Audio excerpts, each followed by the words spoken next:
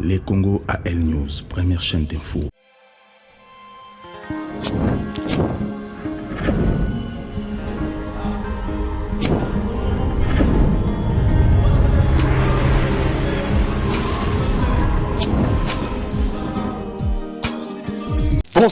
Bonsoir à tous, bonsoir Place Bozaline, bonsoir Place Bozola de l'émission Oyo, na kosenga bino déjà, bo benga bandeko na bino, batala ngwe longo na bino, surtout bo panza yango, bo partager yango na ba WhatsApp, na ba Facebook, na ba Messengers, bo s'abonner largement na chaîne na biso ba liboso batala émission na biso, bo s'abonner largement, surtout na kosenga na bino soki bo s'abonner, bo fina encore ngonga po bozo ba notification à chaque fois to sala ba émission na biso bozo ka yango ko ma banda kuna bino.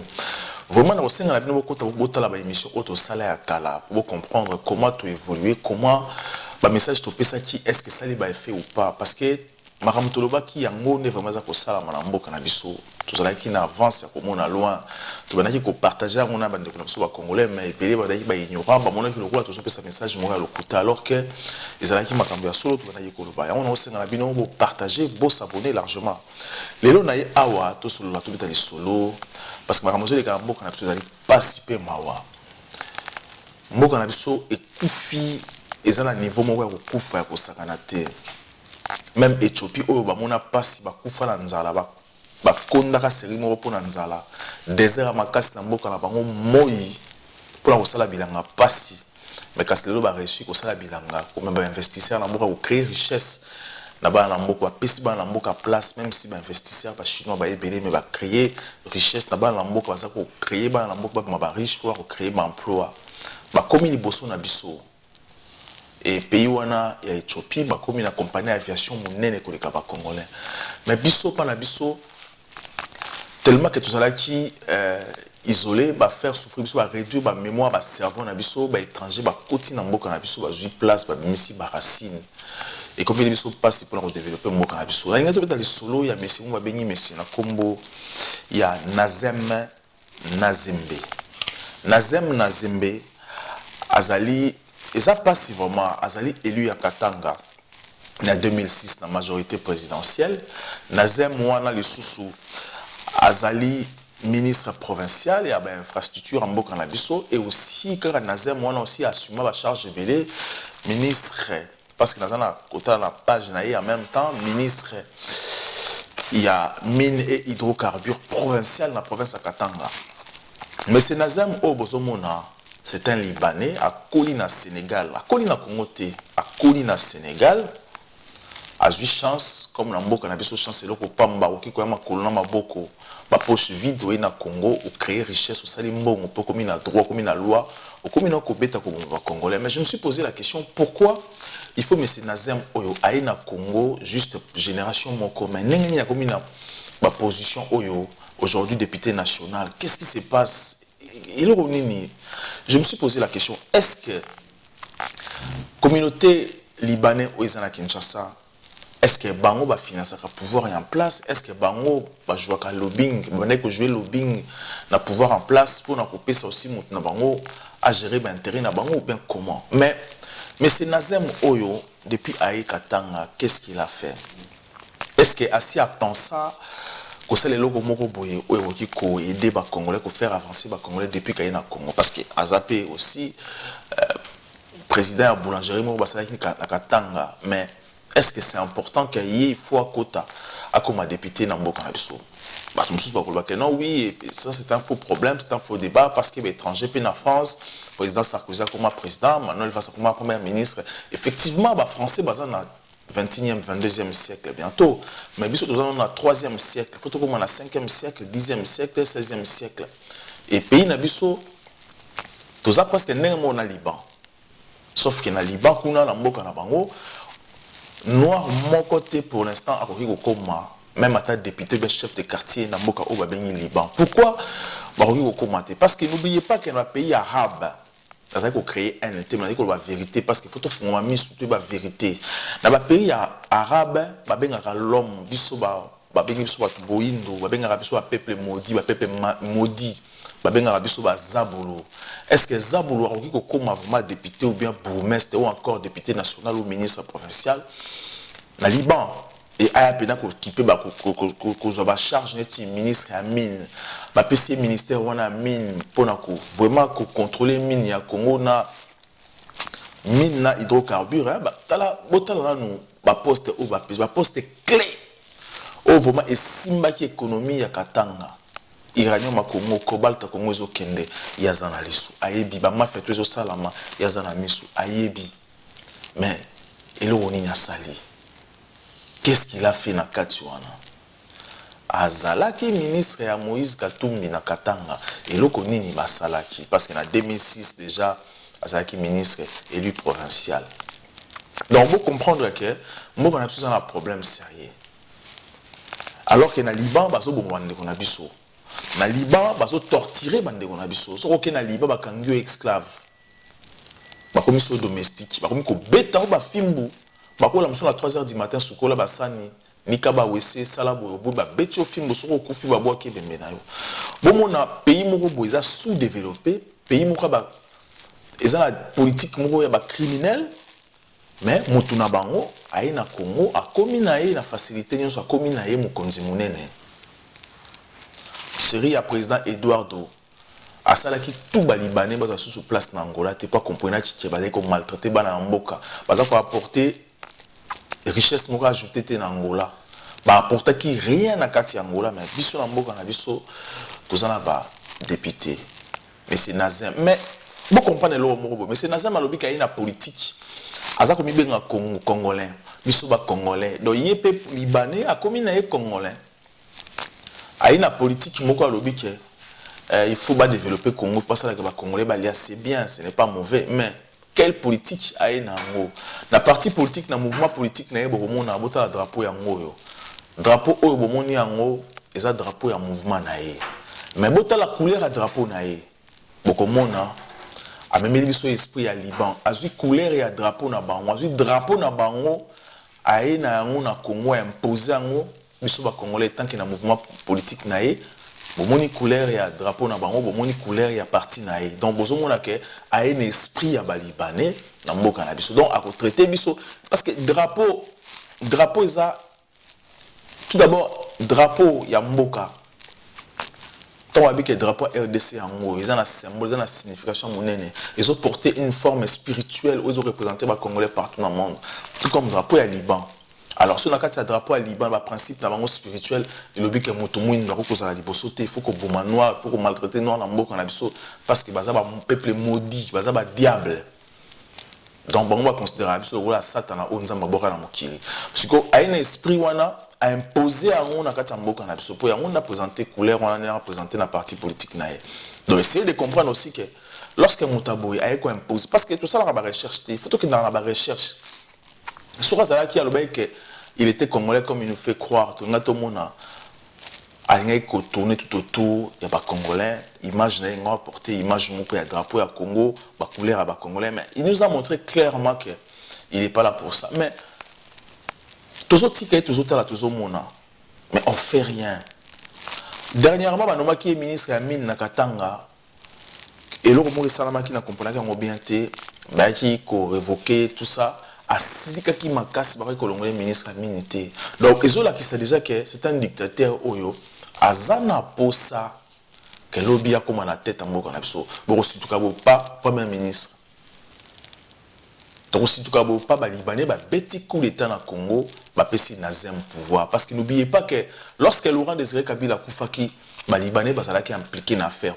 Libanais, qui est impliqué dans l'affaire, il y a diamant, il y a 260 carats et marana Kinshasa na Congo ou utaki boyeba kezaki ya ngoika sanje ba libanais ba ki impliqué alors libanais autant azo mataboye mais c'est na zembe ba libanais bazana simana etoté bazana simana mboka na bango pesa na simana bazo créer lobby moko pour récupérer Congo franc-maçonnerie lingi récupérer Congo ba Rosie Christian ba récupérer Congo ba anglican ba récupérer Congo ba momo ba récupérer Congo aussi Marie Carime les Libanais, le judaïsme aussi, bon, va récupérer Congo, mais pesi biso mutu na bango, baso former malin, mais comme il y a des populaires à Katanga, il y a des Moïse Moussami Balabi na Katanga, Tibo Komona ko beta coup d'état na Congo, alors comme président Libanais barotelema aza congolais, peuple alingakaye, il y a des présidents à Sika Congo.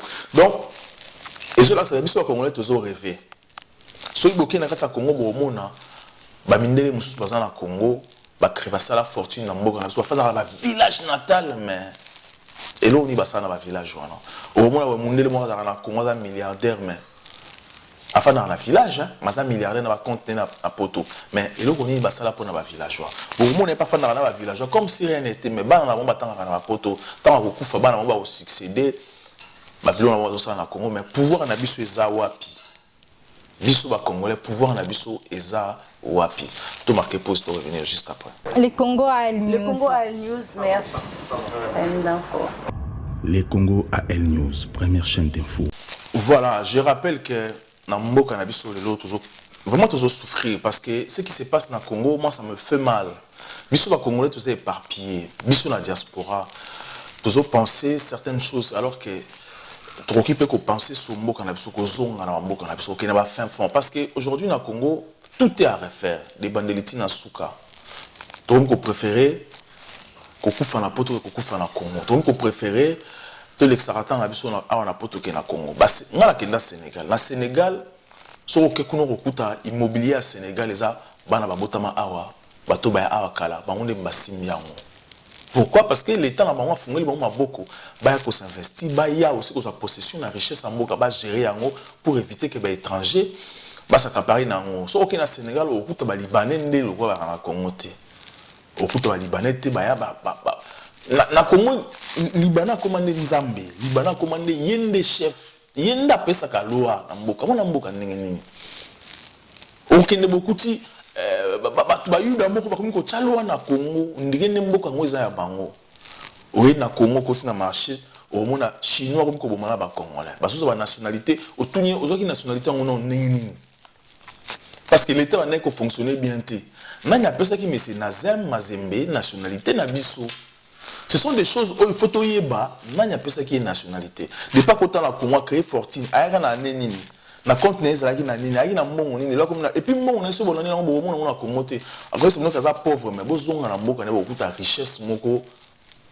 On a nous bon monati. Et puis na katanga ba ndeko na katanga ba benga ki biso parce que vérifier ngo toujours l'information toujours mon ngote même dans les réseaux sociaux apparemment il faisait partie à bato banga beta coup d'état na Liban Akima eko se réfugier na Congo pour un jour aussi bazan na projet ko beta coup d'état donc essayez un peu de comprendre que biso na mboka tout on a difficulté on a un problème sérieux c'est le moment maintenant ya ko asseoir ba cerveau na biso ko koyeba que devons-nous faire au Congo qu'est-ce que nous pouvons faire il y a tout est à refaire au Congo. Tout à refaire au Congo. Parce que le Congo est un continent dans le continent. Donc nous pouvons tout faire. Nous avons dit Kinshasa, nous avons Congolais vraiment parce que vous allez se révolter, vous réclamer des droits, des devoirs. Ceux qui Liban, les pays comme la France, un Français a commis député dans le Congo. Nous devons comprendre. Pourquoi nous comprendre? Parce que France est un pays des droits. En France, tous les maires, il y a des Congolais. Tous les députés, il y a des Congolais. Tous les ministres africains, il y a des Ramayad, Rachida Dati, c'est belé les cas en France, les députés, aussi Sédar Senghor, les Français, honoré à un niveau très élevé. C'est un Africain, même ça, Martinique. Ça a évolué. Donc, ce qui a commis, un Français a commis. Parce que nous avons évolué, alors qu'il faut apporter plus dans la vie, dans le quotidien des Congolais. Mais un pays comme Liban, un pays arabe, si on est dans Koweït, les Congolais qui sont dans la course dans Koweït, ils sont commissaires, prisonniers, comme esclaves. Ok, dans Liban, la même chose. Ok, dans Chine, et comme ils sont aux avions qui nous sont passés au la Chine ba tiro poison na kati avion ba chinois ba yibi mongo na o lokwa kuna ba lera papa moi kolela ba congolais ser na biso mo poto awa akenda usala ba course na Chine abengi ndeko na ya komi na avion avant ko na Chine na mongo na e akufi na kati avion akufi nini basali ba autopsie boy poison dans la kati avion donc pour essayer de comprendre que biso ba congolais il faut toujours siko opposition Tout s'est positionné parce que les amboka na biso, muta ko biso na loi na mboka wana zate. Mais ceux qui to s'éloigner na mboka na biso, à ce moment-là, to ko regretter, to ko mona pena ba chinois ti un jour ba chinois ba komaka ba gouverner na Congo. Ba ko kota na Congo malem ba ko se multiplier, ko bota na ba congolais, na ba congolaise, justement pour créer lien na biso na bango. Et ça m'a bêta, mais ce que yo congolais qui nous le comme ministre na Chine. Pour la Chine, les noirs sont noirs. Les noirs sont vivants. Tous les vidéos, les bêta, les Congolais, les Africains. La Chine, les sont bombards. On a 4 machettes. Les policiers sont morts. Et puis la Chine, ceux qui ont bondi dans Chinois, attends, ils ont raison, mais les Chinois, ils ont boalé, ils ont prison. Mais puis sur la mouka, ils ont ça la raté. Donc c'est le moment maintenant, président Oasikaye. Il faut maintenant penser que c'est d'abord nous les Congolais. Nous voulons apporter, apporter quelque chose de plus, l'avantage, la progression, l'évolution, la progrès en Mokanabiso, social à Congolais.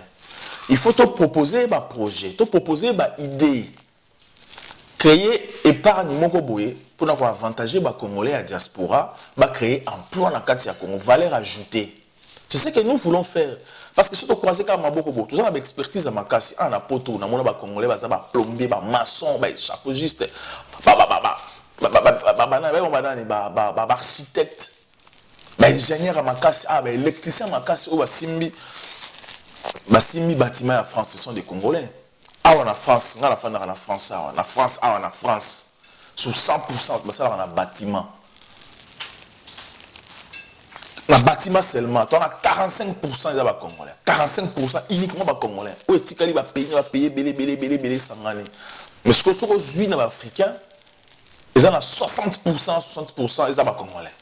On t'a oublié moi. Et puis ils ont réputé, et bien que les Congolais sont bons dans le bâtiment. Donc tout ce monde-là, qui peut aux dans le Congo, qui peut créer valeur ajoutée dans le biso. Il y a beaucoup à faire. Pour l'émission Zoya prochainement. Donc, on a conseillé dans la bino, vous faire très attention. Parce que Nazem Mazembe oyo to yebe esprit na été ayeko imposer biso drapeau na bango ba libanais na kati ya mboka na biso donc Congo comme Liban c'est ça l'état d'esprit na parce que drapeau na yango ndeza drapeau na bango yango nda présenter na parti politique na de la kisi que je vous apporte le Liban au Congo donc ba libanais bazora biso comme banani ba peuple maudit on est là qui numéro ce soir prochainement to robeta lisolo mususu to fungula ba dossier belé pour comprendre. Mbongo ya kesi ya l'état Congo ke wapi na bakoma premier ministre président parlement ozala nani est-ce que ça nani na osenga na PPRD vraiment bosa attention parce que obasi basala peuple azobo ya bango botia bango liboso te parce que to boyi to continuera na ba conflit na rancune et bien là osala les ali bana poto pe bazali be bana posa osala boluka bana poto bosolo la bopesa bango ba place ba travailler. Ils ont la peau na sengo na bino pe po na sengo na biso bodo raté ranking guerre métif na ba congolais te po to yebi ke bolingi bozo boki mamboka te mais pour na fa na mboka aussi bo sala maramba bien ça c'est le plus important donc la osenga la président Félix diaspora zali ko bosa maté vraiment c'est très important au fond la diaspora mettez vraiment pour sécuriser un maximum ba na Kinshasa. Merci beaucoup pour partager cette émission au benga ba batala ngopé n'oubliez pas de s'abonner largement à la chaîne Nabiso. À très bientôt. Les Congo AL News, première chaîne d'info.